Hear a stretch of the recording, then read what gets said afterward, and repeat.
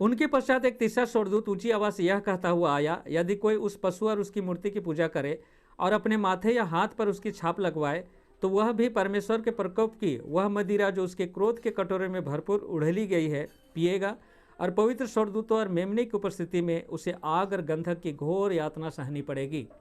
Hello दोस्तों, मैं दीपक मसीह और एक नई वीडियो में मैं आप लोगों का हार्दिक स्वागत करता हूं। और आज का जो वीडियो का विषय है उसे मैंने लिया है प्रकाशित वाक्य की पुस्तक 14 अध्याय का 9 और 10 पद से। यहाँ पर परमेश्वर की ओर से बहुत ही भयानक वार्निंग है उन लोगों के लिए जो पशु की छाप धारण करेंगे, क्योंकि जो कोई भी पशु का छाप धारण करेंगे उन्हें परमेश्वर का क्रोध का सामना करना पड़ेगा और परमेश्वर उन्हें मृत्यु दंड देने वाला है। इसलिए इस पशु को और उसके छाप को समझना हम सबों के लिए बहुत ही जरूरी पड़ जाता है। तो आज इस वीडियो में हम इस पशु को और उसके छाप को समझने की कोशिश करेंगे। तो देरी न करते हुए चलिए वीडियो को शुरू करते हैं। तो दोस्तों, सबसे पहले हम लोग पशु को समझ लेते हैं। तो प्रोफेसी में एक पशु एक साम्राज्य और एक राजा को दिखाता है। जिस तरह से दानियल के पुस्तक 7 अध्याय में हम लोग 4 पशु को पाते हैं जो इस पृथ्वी के 4 बड़े साम्राज्य का रिप्रेजेंटेटिव थे। और यहाँ पर जो पशु है जिसका छाप के बारे में यहाँ पर बताया गया है वह हमें प्रकाशित वाक्य की पुस्तक 13 अध्याय में मिलता है। तो 13 अध्याय का पहला पशु के बारे में ऑलरेडी मेरे यूट्यूब चैनल में वीडियो है, मैं उसका लिंक मैं डिस्क्रिप्शन में दे दूंगा। इस वीडियो को देखने के बाद उसे जाकर अवश्य देखें ताकि इस पशु को आप अच्छी तरह से पहचान सके। आज हम लोग उसके छाप के बारे में बातें करेंगे और यह भी जानेंगे कि उस पशु का छाप को किसके माध्यम से प्रत्येक व्यक्ति को लगवाया जाएगा। तो इस पशु को थोड़ी सी हम लोग ब्रीफ रिकैप कर लेते हैं। जैसा कि 13 अध्याय का 1 पद और 2 पद में लिखा है, तब मैंने एक पशु को समुद्र में से निकलते देखा जिसके 10 सिंग और 7 सिर थे और उसके सिंगों पर 10 मुकुट थे तथा उसके सिरों पर इस निंदा के नाम लिखे थे। तो यह पशु है जिसका 7 सिर और 10 सिंग है। और 2 पद का दूसरा भाग को पढ़ते हैं तो उसमें लिखा हुआ है, उस अजगर ने उसे अपना सामर्थ, अपना सिंहासन तथा अपना महान अधिकार दे दिया। तो यहाँ पर एक अजगर है जो इस पशु को अपना सामर्थ, अपना सिंहासन और अधिकार दे रहा है। और इस विषय पर भी मैंने वीडियो बना चुका हूँ और उसका भी लिंक मैं डिस्क्रिप्शन में दे दूंगा। तो यहाँ पर जो अजगर है दोस्तों वह शैतान को रिप्रेजेंट करता है और यहाँ पर जो पशु है वह रोमन कैथोलिक चर्च और उसके पोप को दिखाता है। और इसका प्रूफ मेरे उस वीडियो में पाएंगे जिस वीडियो का लिंक मैं इसके डिस्क्रिप्शन में देने पर हूँ। अब यदि छाप के बारे में समझना है तो इसके लिए इसी 13 अध्याय का अगर 16 और 17 पद को पढ़े तो कुछ इस तरह से लिखा हुआ है, उसने छोटे बड़े, धनी निर्धन, स्वतंत्र और दास सबके दाहिने हाथ या माथे पर छाप लगवा दी। और उसने यह प्रबंध किया कि जिसके पास उस पशु का नाम या उसके नाम की संख्या की छाप हो उसको छोड़ और कोई व्यक्ति लेन देन ना कर सके। यहाँ पर छोटे बड़े, धनी, स्वतंत्र, दास सभी के दाहिने हाथ या माथे पर छाप लगवाया जाएगा, यानी किसी को छोड़ा नहीं जाएगा। और ये पशु किसका प्रतिनिधित्व कर रहा है? शैतान का। तो शैतान चाहता है कि सभी को पकड़े, कोई भी ना छूटे। और परमेश्वर का वार्निंग कैसा है? जिसके पास भी इस पशु का छाप पाया जाएगा वह परमेश्वर का क्रोध का सामना करेगा और उसे आग और गंधक की यातना सहनी पड़ेगी। अब यहाँ पर यह समझना है कि प्रकाशित वाक्य 13 अध्याय का पहला पशु जो रोमन कैथोलिक चर्च का पोप को दिखाता है और उसका यह छाप है, लेकिन वह छाप किसके माध्यम से पूरे पृथ्वी पर लागू किया जाएगा उसके बारे में इसी प्रकाशित वाक्य की पुस्तक 13 अध्याय का 11 और 12 पद में उस शक्ति के बारे में दिया गया है। जैसा कि लिखा है, फिर मैंने पृथ्वी में से एक और पशु को निकलते देखा, मेमने के से उसके सिंग थे और वह अजगर के समान बोलता था। उस पहले पशु की उपस्थिति में वह उसके सब अधिकार काम में लाता था। वह पृथ्वी और उसके निवासियों से उस पहले पशु के जिसका घातक घाव अच्छा हो गया था पूजा करवाता था। वह बड़े बड़े चमत्कार दिखाता था, यहाँ तक कि लोगों के समक्ष स्वर्ग से पृथ्वी पर अग्नि बरसा देता था।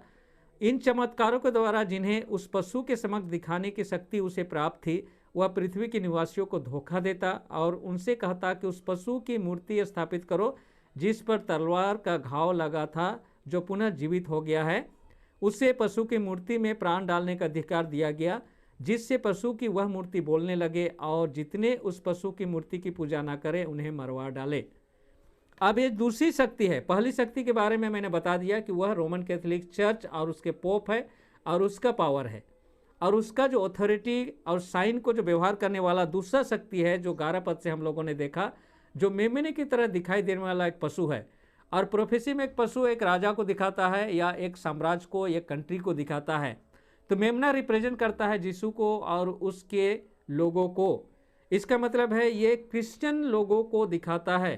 तो इस पृथ्वी पर जो दूसरा सबसे महाशक्ति के रूप में अभी जो वर्तमान में है दोस्तों, वह है अमेरिका। और अमेरिका पूरी तरह से प्रोटेस्टेंट क्रिश्चियनों से बना हुआ है। और यही अमेरिका रोमन कैथोलिक चर्च को प्रमोट कर रहा है दोस्तों। संडे को रोमन कैथोलिक चर्च ने एस्टेब्लिश किया है और यही उसका अथॉरिटी का साइन है और यही वह छाप है। तो दोस्तों मैं आपको बता दूं, पोप का जो छाप है वह है संडे, और उसे लागू करने का काम अमेरिका करने जा रहा है। और रिसेंट अपडेट आपको दे दूं दोस्तों, 1 नवंबर से लेकर 12 नवंबर तक स्कॉटलैंड की एक सिटी है ग्लासगो, वहाँ पर यूएन का जो क्लाइमेट कंट्रोल के बारे में मीटिंग चल रही है।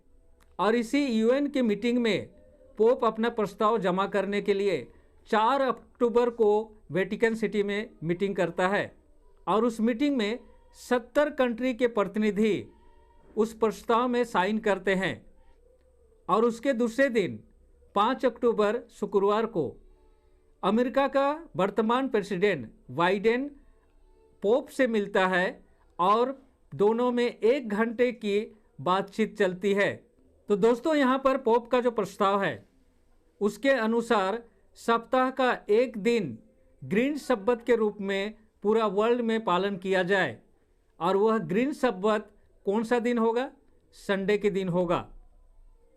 वर्तमान समय में इसे क्लाइमेट कंट्रोल के नाम पर प्रस्ताव किया जा रहा है, लेकिन बाइबल पढ़ने वाले अच्छी तरह से जानते हैं कि यह पशु का छाप है और इसे धारण करने वालों को परमेश्वर कभी नहीं छोड़ने वाला है। तो दोस्तों प्रोफेसी 1 बाय 1 फुलफिल हो रही है और आपके आंखों के सामने फुलफिल हो रही है। अभी भी अगर आप इस वार्निंग को सीरियस नहीं लेते हैं तो कोई भी आपको बचा नहीं सकता। अगर बचना है तो अभी इस वार्निंग को सीरियसली लीजिए और अपने बचाव के लिए तैयारी कीजिए, क्योंकि संडे लॉ लागू हो जाने के बाद जो लोग इसको पालन नहीं करेंगे उन पर भयानक सताव आने वाला है। और वही समय है दोस्तों कि परमेश्वर का जो 7 लास्ट प्लेग इस पृथ्वी पर आ जाएगा। और अगर ये घटना घट जाती है तो ग्रेस पीरियड क्लोज हो जाएगा। और प्रकाशित वाक्य की पुस्तक जिस तरह से 22 अध्याय का 11 पद का स्टेटमेंट लागू हो जाएगा, जहाँ पर लिखा है जो अन्याय करता है वह अन्याय ही करता रहे, जो अशुद्ध है वह अशुद्ध ही बना रहे, जो धर्मी है वह धर्म के कार्य ही करता रहे, जो पवित्र है वह पवित्र ही बना रहे। उसके बाद कोई अल्टरेशन का कोई चांस ही नहीं होगा। आप अपने को बदल नहीं पाएंगे, क्योंकि उस समय आप चाहेंगे भी तो भी कुछ नहीं कर पाएंगे दोस्तों, क्योंकि समय बीत चुका होगा। तो अभी इस वार्निंग को आप सीरियस लीजिए और अपने को सुधारिए। अगर आप बचना चाहते हैं तो इससे अच्छा मौका और बाद में कभी नहीं मिलने वाला है।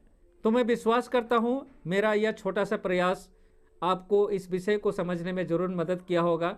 अगर वीडियो अच्छा लगा हो तो लाइक ज़रूर करें, और अगर आप चाहते हैं कि ये जानकारी दूसरे लोग भी जानें तो अपने दोस्तों और अपने जानने वालों को भी इस वीडियो को शेयर करें।